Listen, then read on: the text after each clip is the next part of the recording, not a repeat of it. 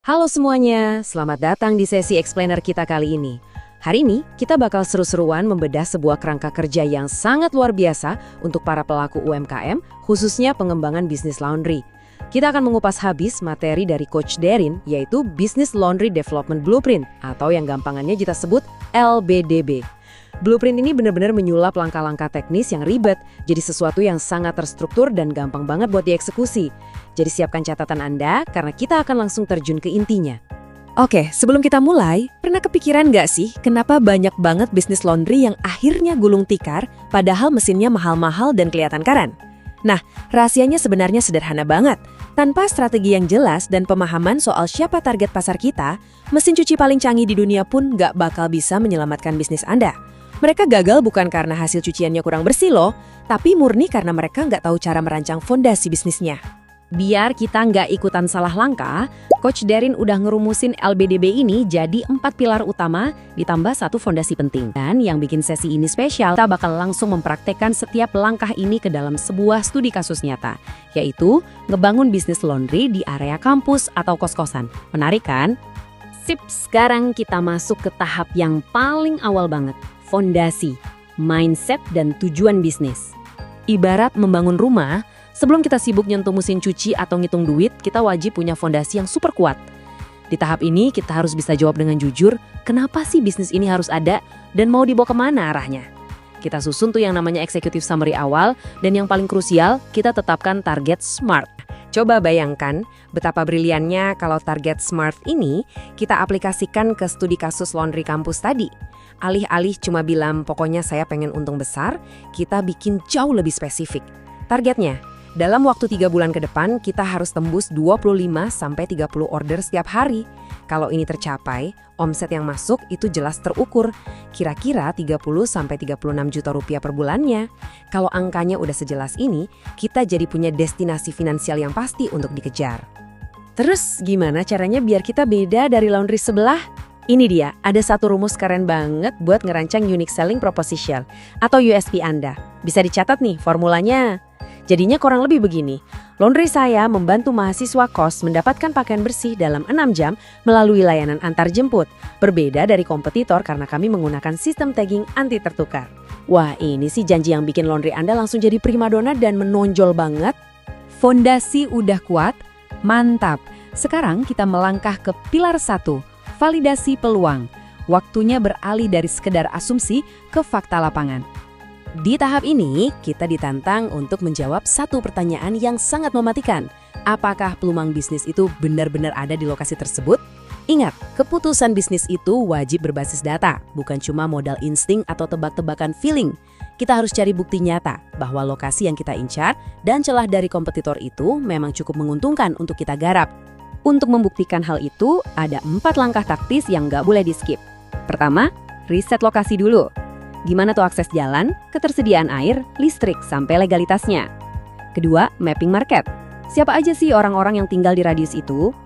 Ketiga, ke poin kompetitor buat cari tahu kelemahan layanan mereka. Dan terakhir, dari celah kelemahan itu, kita bikin USP yang super tajam. Kalau kita bawa lagi ke studi kasus kita, mahasiswa kos di sekitar sana itu sibuknya minta cucian gampang numpuk dan maunya serba instan. Solusi yang kita tawarkan, kita kasih layanan laundry express 6 jam, wangi parfum premium, plus layanan antar jemput gratis di radius 2 km. Solusi ini benar-benar lahir dari data validasi market loh, bukan asal nebak.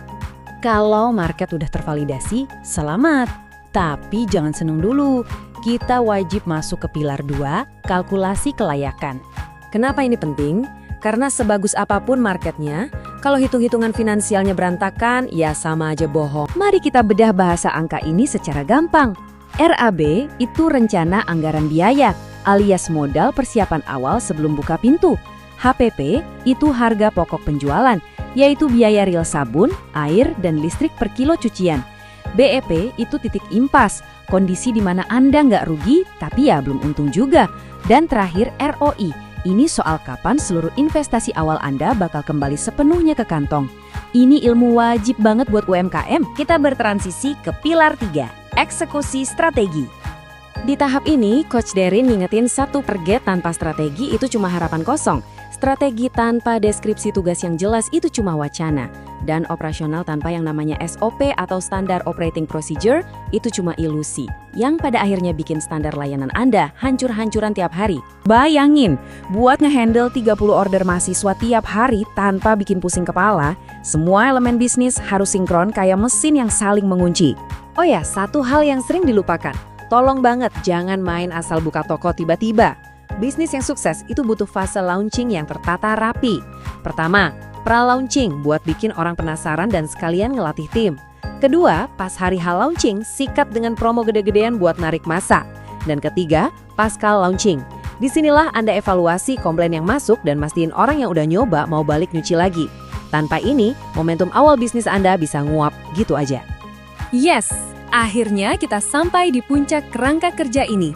Pilar 4. Optimasi berkelanjutan. Bisnis yang nggak pernah diukur itu mustahil bisa diperbaiki, apalagi dibikin jadi gede. Di pilar terakhir ini, LBDB bukan lagi sekedar panduan buat buka usaha, tapi udah jadi alat untuk manajemen pertumbuhan bisnis Anda. Kuncinya ada di dashboard evaluasi. Dari dashboard ini, Anda bisa lihat secara transparan apakah strategi kemarin berhasil, ngecek bolong-bolong di operasional, sampai siap-siap buat buka cabang kedua.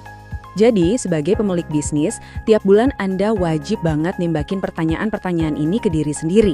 Order bulan ini tembus target 25-30 nggak? Cash flow kita beneran sehat atau banyak piutang nyangkut? SOP beneran jalan dan komplain dari mahasiswa aman terkendali? Dan yang paling penting, apakah pelanggan lama kita repeat order lagi? Wah, kerasa nggak sih? Kita udah keliling dari ngebangun fondasi sampai ke 4 pilar LBDB. Mulai dari bikin target SMART yang tajam, validasi area kampus, nemuin BEP di angka 19, ngeksekusi SOP harian, sampai baca dashboard evaluasi.